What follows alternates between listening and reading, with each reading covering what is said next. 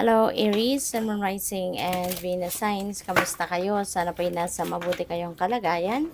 Welcome back po sa Star Tarot. At kung bago kayo rito, welcome din po kayo. Please subscribe, like, share my videos, and leave me a comment kung nakaresonate po kayo. Thank you. Tignan natin kung ano ang mga messages ni Aries for this week.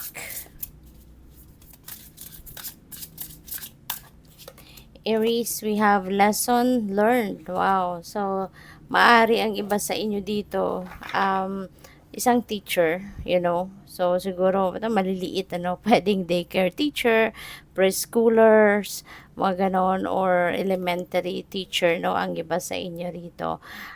Pwede rin, ang ganap dito for some of you, Aries, is, maybe you are learning new things, learning new experiences from the children that you are also teaching, that you are working with, no? Po pwedeng ganun ang ganap. Po pwedeng isa ka ding magulang, and you are learning, no?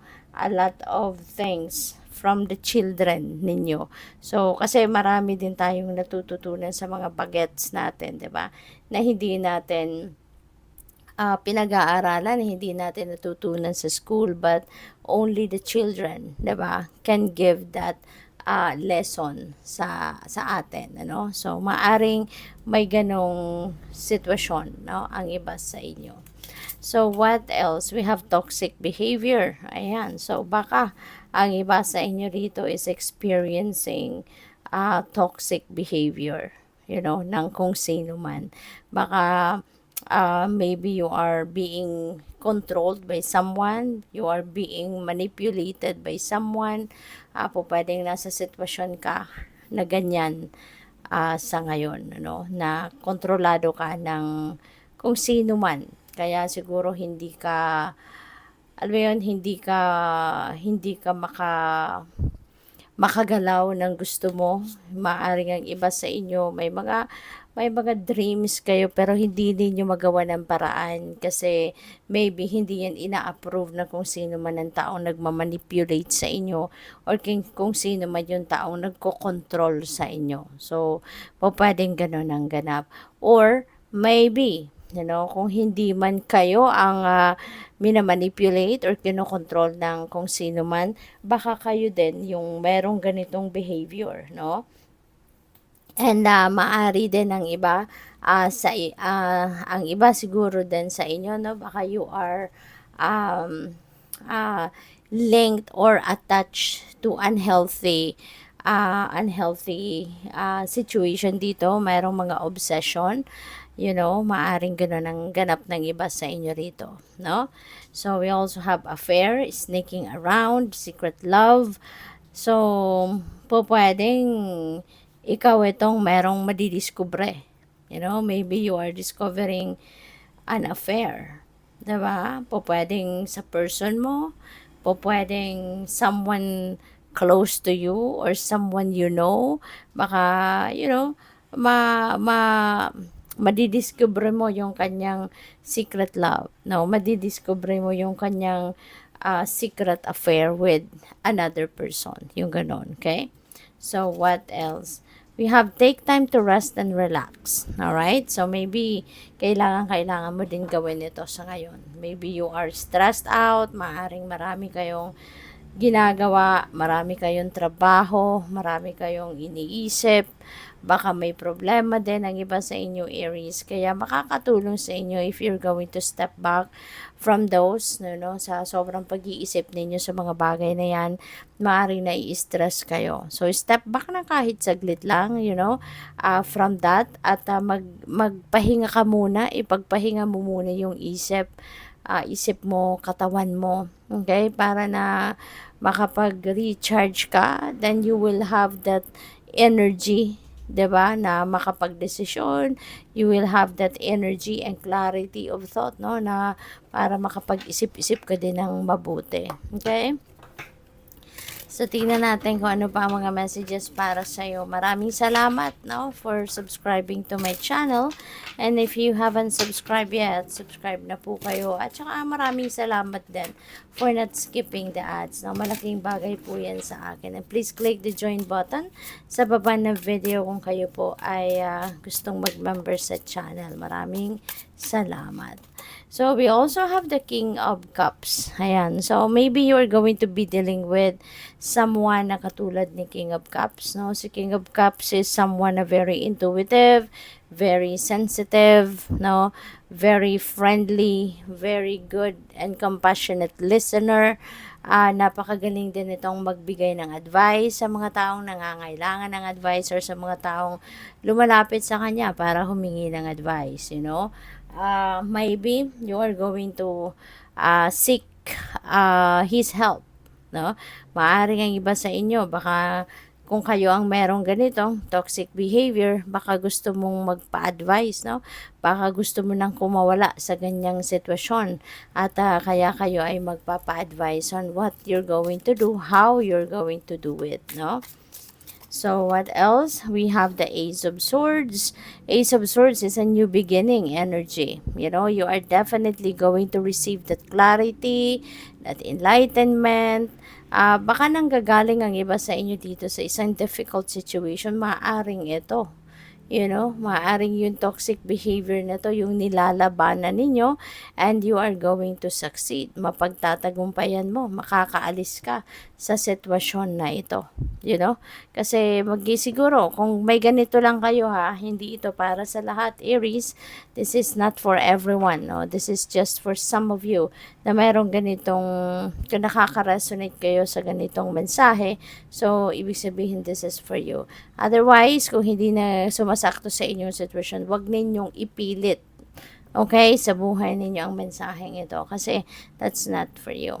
So, for some of you lang na mayroong ganitong sitwasyon, no, feeling ko, magkakaroon ka ng clarity, you will be able to be you will be seeing the right path, no, para makawala ka sa ganitong sitwasyon at mapagtatagumpayan mo yan, no, at once na nakalabas ka na sa situation na yan, you will be able to start a new life. You will be able to start a new beginning dito, a new path, no, sa buhay mo.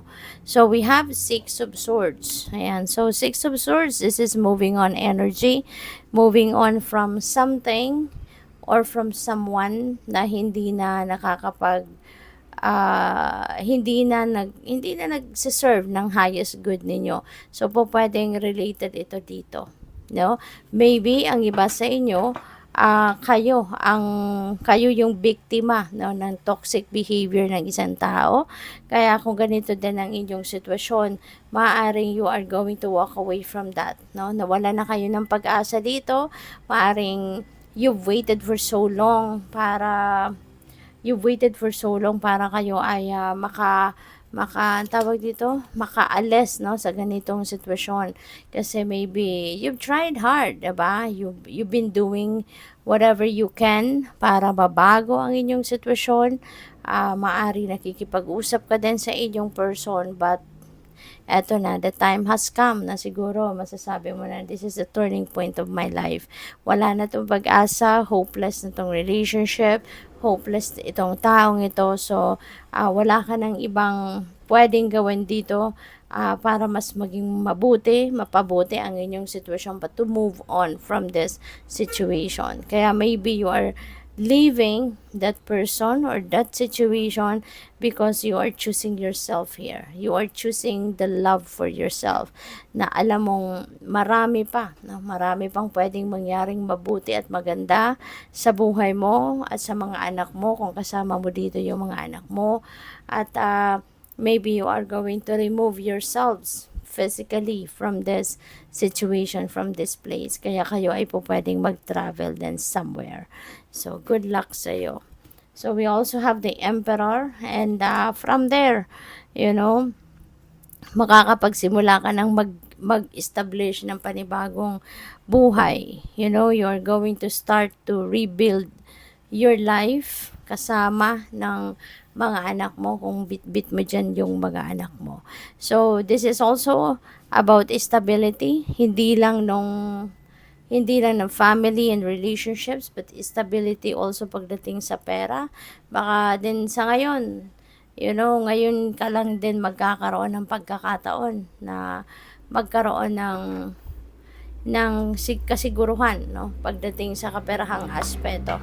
Kasi even siguro sa pera, medyo hindi mo na-manage na maayos yung inyong kaperahan because of the toxic person.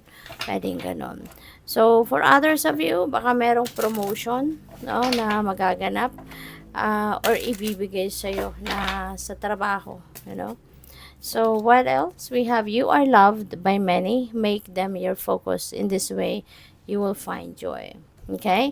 So, nandiyan dyan, no? Even if, kunyari, yung person mo ito, na iiwanan mo dito,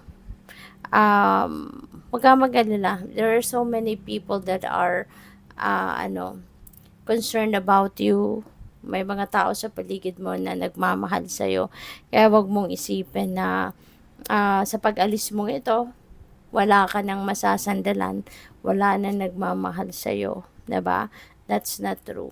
The people that loves you ng totoo, your family, your friends, your children, kung meron kayong mga anak, then they are there, diba? Mahal ka nila, they are there for you, so make them your focus, okay?